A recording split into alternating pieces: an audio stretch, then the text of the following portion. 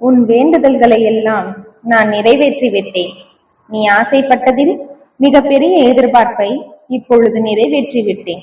இந்த சூழ்நிலையில் இப்பொழுது நான் சொல்வதை கேட்டு தனிமையில் காத்திருந்தாலே போதும். விரைவில் உன் வேண்டுதல்கள் எல்லாம் நிறைவேறி நீ ஆனந்தப்படும் அளவிற்கு மிக சந்தோஷமான நிகழ்வொன்று நடக்கப் போகிறது.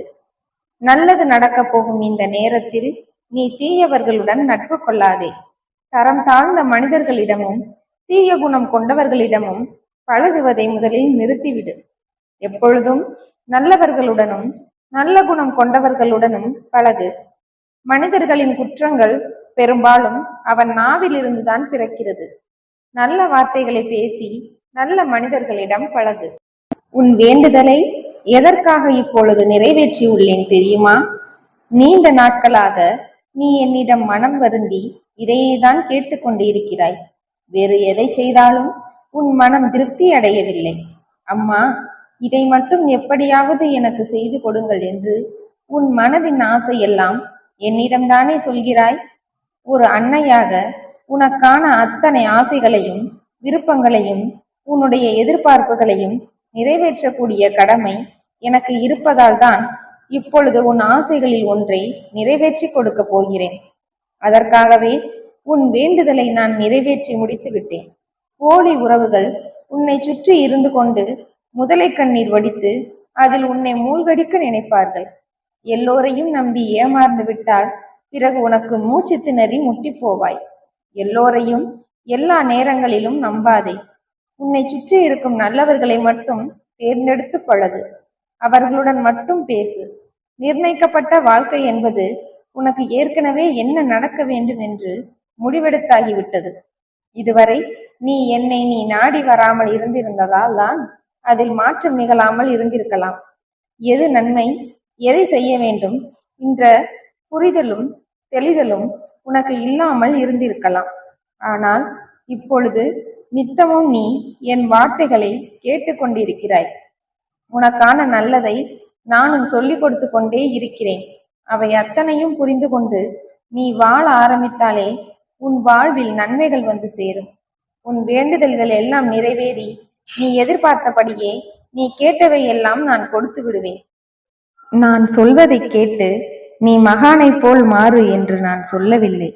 எதற்கும் ஆசைப்படாமல் கஷ்டப்பட்டு உன் வாழ்க்கையை வாழ வேண்டும் என்றும் நான் சொல்லவில்லை. மனசாட்சிப்படி உனக்கு கிடைத்ததை வைத்துக்கொண்டு திருப்திகரமாக வாழப்பார் என்றுதான் சொல்கிறேன். எப்பொழுதும் எல்லாவற்றையும் கற்றுக்கொள்வதற்கு ஆர்வம் காட்டு. உனக்கு எது நல்லதோ அதைதான் நான் உன் கண்களில் காட்டிக் கொண்டிருக்கிறேன். பணத்திற்கும் காலத்திற்கும் உள்ள மிகப்பெரிய வித்தியாசம் என்னவெனில், நீ எவ்வளவு பணம் வைத்திருக்கிறாய் என்பது உனக்கு தெரியும். ஆனால் உன் வாழ்நாள் எவ்வளவு வைத்திருக்கிறாய் என்பது உனக்கு தெரியாது. அதை நான் மட்டுமே அறிவேன். இந்த நொடி முதல் வருகிற எல்லா நொடிகளையும் சந்தோஷமாக வாழப்பார். நிகழ்காலத்தை சந்தோஷமாக வைத்துக் கொள்வது உன் கரங்களில்தான் இருக்கிறது. இந்த நிகழ்காலத்தை நீ சந்தோஷமாக வாழ்ந்தால் உன்னுடைய எதிர்காலமும் நிம்மதியாக இருக்கும். உன்னுடைய இலக்கும் உனது எல்லையும் மற்றவர்களிடம் பேசும் விதமும் எதுவரையில் இருக்க வேண்டும், எது உனது எல்லை என்பதை முதலில் உன் மனதிற்குள் தீர்மானித்துக்கொள். மற்றவர்கள் உன்னை பற்றி 1000 விமர்சனங்கள் கூறினாலும் அதை பற்றி கவலைப்பட வேண்டிய அவசியம் இல்லை. உன்னுடைய வியர்வையில் உருவாகும் செல்வம்தான் நிலையாய் நிலைத்திருக்கும். மற்றவர்களை கண்ணீர் விட வைத்து சேர்த்து வைக்கும் பணமானது உன் வாழ்வில் ஒருபோதும் நிலையான சந்தோஷத்தை கொடுக்காது. நான் ஒரு நாளும் உன்னை விட்டு விலக மாட்டேன். உனக்கு தேவையானதை கொடுத்து கொண்டே இருப்பதற்காகத்தானே உன் தாய் உன்னை சுற்றி சுற்றி வருகிறேன். ஒரு சில உறவுகள் சுற்றி உள்ளவர்களை பார்ப்பதற்கும் பேசுவதற்கும் நேரம் இல்லை என்கிறார்கள். உண்மையான அன்பு இருந்தால் அங்கு பேசுவதற்கு நேரம் கிடைக்கும். பொய்யான அன்பு என்பது மற்றவர்களிடம் பேசாமல் இருப்பதற்கு என்ன காரணம் சொல்லலாம் என்பதை கண்டுபிடிக்கும்.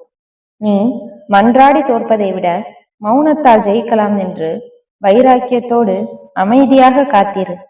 பொறுமைக்கான பரிசு கிடைக்க தாமதமானாலும் மிக பெரிய அளவில் உனக்கு அந்த பரிசை நான் கிடைக்கச் செய்வேன். உன் பிரார்த்தனைகளை எல்லாம் நிறைவேற்றி நிம்மதியை கொடுக்க உன் தாய் நான் இருக்கிறேன். இறைவனால் கூட செய்ய முடியாத செயல் ஒன்று உண்டு என்பதை அறிவாயா?